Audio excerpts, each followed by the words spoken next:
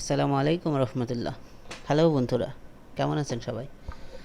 Online স্কুলের পক্ষ থেকে আমি ওবায়দুল হক আপনাদেরকে স্বাগতম জানাচ্ছি আরেকটি নতুন টিউটোরিয়ালে। আজকে আমরা বুটস্ট্র্যাপের ক্যারোসেল নিয়ে আলোচনা করব। মূলত বুটস্ট্র্যাপের স্লাইড তৈরি করার জন্যই ক্যারোসেল ইউজ করা হয়। তো আমাদের ওয়েবসাইটে আমাদের ক্যারোসেল বা স্লাইড আমাদের দরকার হয়, সেক্ষেত্রে আমরা বুটস্ট্র্যাপের মাধ্যমে খুব সহজেই তা তৈরি করতে পারছি। তো চলুন শুরু করা যাক। আমরা সাবলাইম টেক্সট ওপেন করে নিচ্ছি।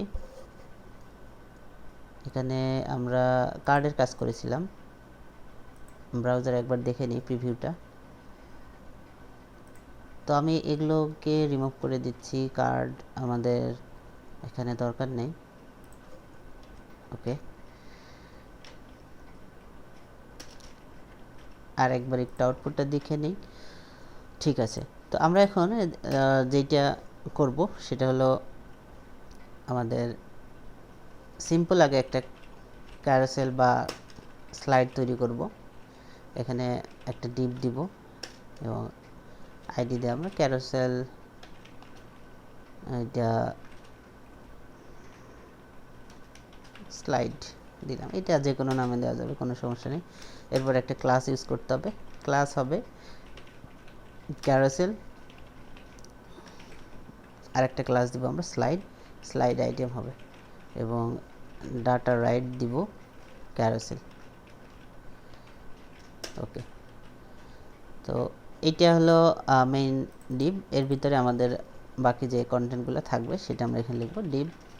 এখানে আরেকটা ক্লাস আমরা দিব এখানে ক্যারোসেল ইনার, ক্যারোসেল ইনার। ওকে, এখন আমাদের আইটেমগুলো লাগবে। আমরা কোন কোন আইটেম বা ইমেজ নিব সেইটা এখানে আমাদের দিতে হবে ডিভ। আমরা এখানে একটা ক্লাস ইউজ করব ক্যারোসেল আইটেম, এবং একটাকে আমরা অ্যাক্টিভ রাখবো। ফার্স্ট যে ইমেজটা থাকবে সেটাকে আমরা অ্যাক্টিভ রাখবো, যাতে প্রথমে স্লাইড শুরু হওয়ার প্রথমে এটা দেখা যায়। এরপর আমাদেরকে ইমেজ দিতে হবে। ইমেজ সোর্স আমরা আমাদের নর্মালি যে ইমেজ আছে সেটা ইউজ করছি, জেপিজি, nature.jpg। ওকে, এবারে ক্লাস দিব এখানে ডিব্লক। এরপরে রেসপন্সিভ করার জন্য, মানে ওয়াইড 100 করার জন্য আমি W100 ইউজ করছি। এটা বুটস্ট্র্যাপের একটা ক্লাস যেটা ওয়াইড 100% বোঝাবে। ঠিক আছে, আমি এখানে স্টাইল ইউজ করে হাইটটা দিয়ে দেব, ইমেজের হাইটটা দিয়ে দিব 250 পিক্সেল। ওকে, তো দেখে নেই এবার আউটপুটটা। এই যে স্লাইড, তো এখানে আমরা একটু বাড়িয়ে নিচ্ছি, এখানে 450 করে দিলাম। দেখি, দেখতে অবশ্যই সুন্দর হতে হবে, যেহেতু আমার ইমেজটা অনেক বড়। তো আপনি যখন স্লাইড তৈরি করবেন সেক্ষেত্রে আপনাকে অবশ্যই যেটা করতে হবে, ইমেজগুলোকে আপনার স্লাইড অনুযায়ী বা স্লাইডের মতো করে ফটোশপ বা ইলাস্ট্রেটর থেকে তৈরি করে নিতে হবে। ওকে, তো আরও 2-3টা আমরা এখানে দিয়ে দিচ্ছি। দেখুন, একটা, দুইটা, আমরা এই অ্যাক্টিভগুলো কেটে দেব। অ্যাক্টিভ যে কোনো একটাতে থাকবে। আর আমরা এই নেচার 1 এবং নেচার 2 যদি আমাদের ইমেজ থাকে তাহলে এটা শো করবে। ওকে, রিফ্রেশ।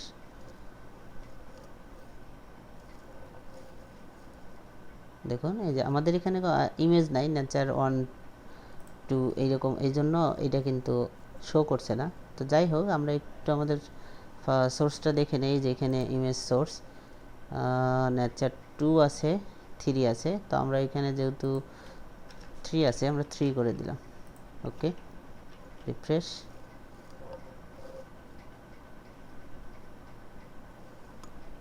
দেখি, দেখুন চেঞ্জ হচ্ছে। ওকে, তো এখন আমরা এই যে এইটা তো আমাদের এইভাবে রাখলে হবে না, আমাদের এই যে নেক্সট বা প্রিভিয়াস যে বাটনগুলো থাকে স্লাইডে, সেক্ষেত্রে আমরা এটা বুটস্ট্র্যাপে দিতে পারবো। আমরা এইটা এখানেও দিব। আমি একটু গুছিয়ে নিচ্ছি এখান থেকে। উপরেও আমার একটু জায়গা লাগবে, নিচেও লাগবে। ওকে, তো এখানে আমাদের বাটন যে লিঙ্কটা থাকবে বা আইকন, নেক্সট, প্রিভিয়াস, এই যে এইটা থাকবে সেটা আমরা এখান থেকে নিব। তো এখানে যেটা থাকবে এই যে আমরা নামটা দিয়েছিলাম, দেখুন এখানে খেয়াল করতে হবে, এইটা এখানে ইউজ করতে হবে, কিন্তু তার আগে এটাকে হ্যাশ দিতে হবে, হ্যাশ দিয়ে এটাকে ইউজ করতে হবে।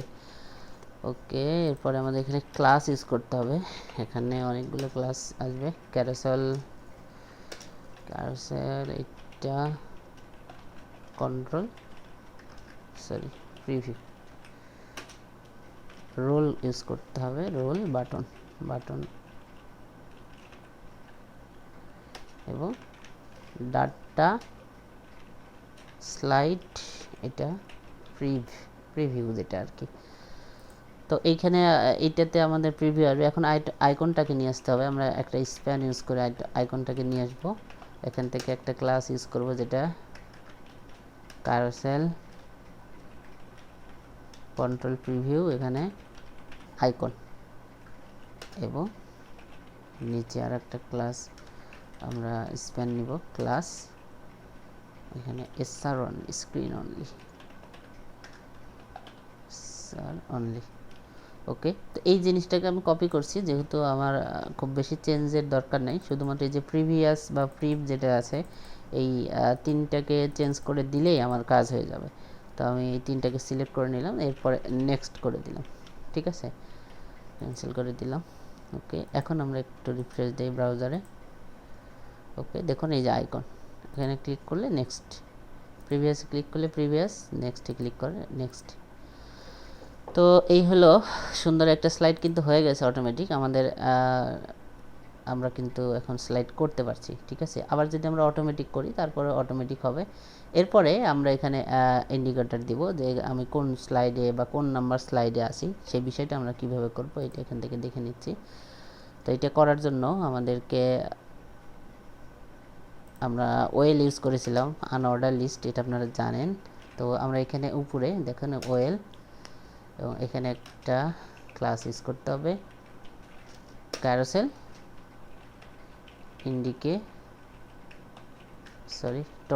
Indicators, carousel indicators. এরপরে আইটেম আমরা ইউজ করব এলআই দিয়ে, আপনারা জানেন বিষয়টা। এখানে আমাদের ক্লাস ইউজ করতে হবে, এখানেও এটাকে আমরা অ্যাক্টিভ করে দিব, ঠিক আছে, অ্যাক্টিভ।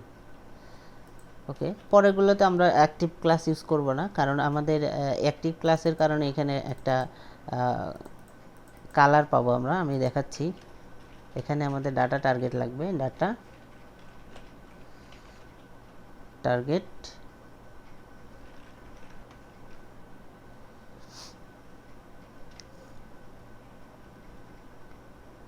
এখান থেকে এই যে আমাদের আইডিটা আছে এখানে আমরা এটা দিয়ে দিব। ওকে, এরপরে আরেকটা কাজ করতে হবে আমাদের, ডাটা স্লাইড 2, ডাটা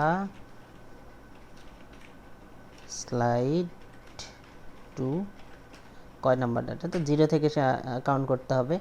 আমরা পেয়ে গেলাম। এখন বাকি আরও আমাদের যেহেতু 3টা স্লাইডার, সো আমরা এখানে 3টা ইমেজ নিয়ে, যেহেতু আমাদের স্লাইড, আমরা বাকি 2টা কিন্তু অ্যাক্টিভ ক্লাস আমি রিমুভ করে দিচ্ছি, এবং এখানে কিন্তু অন করে দিতে হবে, এখানে 2 যেহেতু 0 থেকে শুরু হয়েছে। ওকে, দেখি কি হলো। তো দেখুন এই যে ইন্ডিকেটরস আমরা দেখতে পাচ্ছি, এই এখন নেক্সটে ক্লিক করলে কিন্তু এই যে ইন্ডিকেটরস চেঞ্জ হয়ে যাচ্ছে, ঠিক আছে।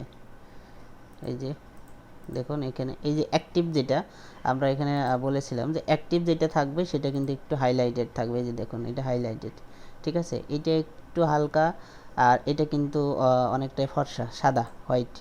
তো এই হলো বিষয় ইন্ডিকেটরস, খুবই সিম্পলভাবে। তাহলে 3টে সিস্টেম, প্রথমে আমরা ইমেজ সোর্সটাকে নিয়ে এসেছি, এরপরে আমরা এখানে যে আমাদের বাটন আছে, নেক্সট বাটন বা প্রিভিয়াস বাটন, এইটাকে আমরা নিয়ে এসেছি কন্ট্রোল বাটন যেটা আমরা বলি। এরপরে সেটা ইন্ডিকেটরস, যেটা আমরা এখানে দেখতে পাচ্ছি যে আমরা কোন নাম্বার স্লাইডে এখানে আছি, ঠিক আছে। আমি চাইলে এখানে কিন্তু আরও স্লাইডার বাড়াতে পারি, আমি এখান থেকে দেখুন এটাকে 2 3, আমি এইটাও 5টা করে দিব, ওখানেও 5, তো এখানে 4 করে দিলাম, এখানে 3। ওকে, তো এখানেও আমাদেরকে আইটেম বাড়াতে হবে, দেখুন 5টা করে দিলাম। এখান থেকে আমি ওকে। তো এখন দেখুন এখানে আমাদের 5টা ইমেজ থাকবে এবং এখানে আমরা 5বার কিন্তু করতে পারবো, নেক্সট বা প্রিভিয়াস করতে পারবো। ঠিক আছে, এভাবে আমরা প্রিভিয়াস নেক্সট করতে পারবো। ওকে, এরপরে আমরা আমাদের আরও বিষয় আছে, এখানে এখনই শেষ করে দিলে হবে না। আমাদের অনেক সময় যে টাইটেলের দরকার হবে বা এই আমাদের যে এই ইমেজের উপরে আমাদের টেক্সটের দরকার হবে, সেক্ষেত্রে আমরা টেক্সট কীভাবে নিয়ে আসবো এই বিষয়টিও আমাদেরকে দেখে নিতে হবে। তো চলুন এখানে আমরা একটু দেখে নেই। টেক্সটের জন্য আমাদেরকে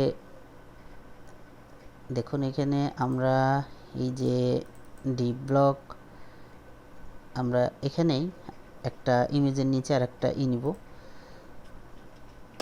ডিপ নিব। আমি প্রথমটাতেই নিচ্ছি যেহেতু রিফ্রেশ দেওয়ার সাথে সাথে এখানে একটা পাবো। ওকে, ক্যাপশন সিস্টেম আমাদেরকে করে দিয়ে একটা ক্লাস নিব, ক্যারোসেল ক্যাপশন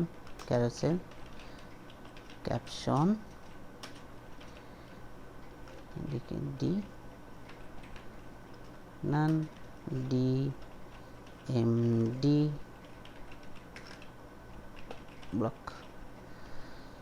ওকে, তো আমি এখানে ক্যাপশন দিব। তো আমি তার আগে আমি এখানে আপনি কত বড় সাইজের টেক্সট চাচ্ছেন সেটা আপনাকে এখানে বলে দিতে হবে। তো আমি এখানে H4 দিয়েছি, হেডিং 4। তো আমি এখানে ফার্স্ট স্লাইড ক্যাপশন এবং এখানে আমি আরও কিছু টেক্সট নিয়ে আসছি, দেখুন। ওকে, এটাকে রিমুভ করে দিচ্ছি। আমি একটু রিফ্রেশ দিচ্ছি, দেখুন এই যে। তো আমরা চাইলে এটার ব্যাকগ্রাউন্ড চেঞ্জ করে দিতে পারি, আপনারা জানেন। এখান থেকে বিজি ডার্ক করে দিলাম, এরপরে কালার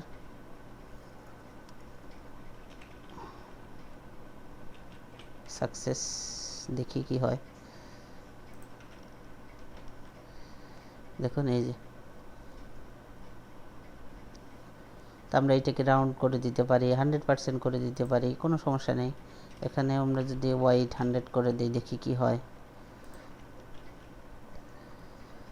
তো এটা দরকার নেই আমাদের, কালারও দরকার নেই। আমরা বিজি ডার্ক ইউজ করেছি এখানে যে লেখাটা বোঝার জন্য কিন্তু, ঠিক আছে।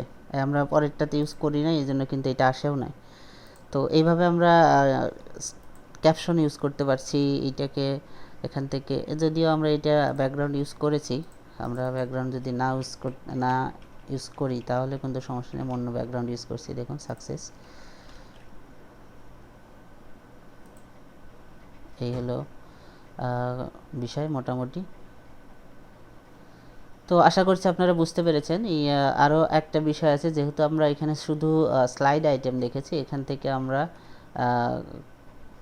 ফেড করে দিতে পারবো। যেমন এখানে স্লাইড ছিল কোথায়, আমরা একটু দেখি। এই যে এখানে স্লাইড, তো এটা স্লাইড রাখার সাথে সাথে আমরা এখানে বলে দিচ্ছি ক্যারোসেল, এটা ফেড, আমাদের ট্রানজিশন যে সিস্টেমটা সেটা চেঞ্জ হয়ে যাবে। দেখুন এখান থেকে। তো বুঝতে পেরেছেন, আগে যেমনটা ছিল এখন কিন্তু সেভাবে আমাদের স্লাইড চেঞ্জ হচ্ছে না। হ্যাঁ, এটা ফেড আকারে আসছে। তো এই হলো বিষয়, অনেকগুলো বিষয় কিন্তু আমরা জেনেছি। একটা স্লাইডারের কিন্তু মোটামুটি সব বিষয়গুলোই আমরা জেনে নিয়েছি। তো এখান থেকে আমরা কম বেশি কিছু করতে পারবো। তারপরে অনেক ব্যাপার স্যাপার আছে, আমরা অ্যাডভান্স লেভেলে যখন এগুলো আরও দেখব তখন এগুলো আরও আপনি ব্যবহার করতে করতেই শিখে যাবেন। এখানে আপনি এই যে স্লাইডারটা হচ্ছে এটা কম বেশি করতে পারেন, টাইমিংটা সেট আপ করতে পারেন জাভাস্ক্রিপ্টের মাধ্যমে। এগুলো যখন জাভাস্ক্রিপ্টের আমরা টিউটোরিয়াল দেখব তখন এই বিষয়গুলো বুঝতে পারবো ভালো। তো আজকে আর দীর্ঘায়িত করব না। আপনারা যারা আমাদের চ্যানেলে নতুন তারা অবশ্যই আমাদের চ্যানেলটিকে সাবস্ক্রাইব করবেন, যাতে পরবর্তীতে কখনো ভিডিও আপলোড করলে আপনাদের নোটিফিকেশনে তা চলে যায়। ধন্যবাদ সবাইকে, আল্লাহ হাফিজ।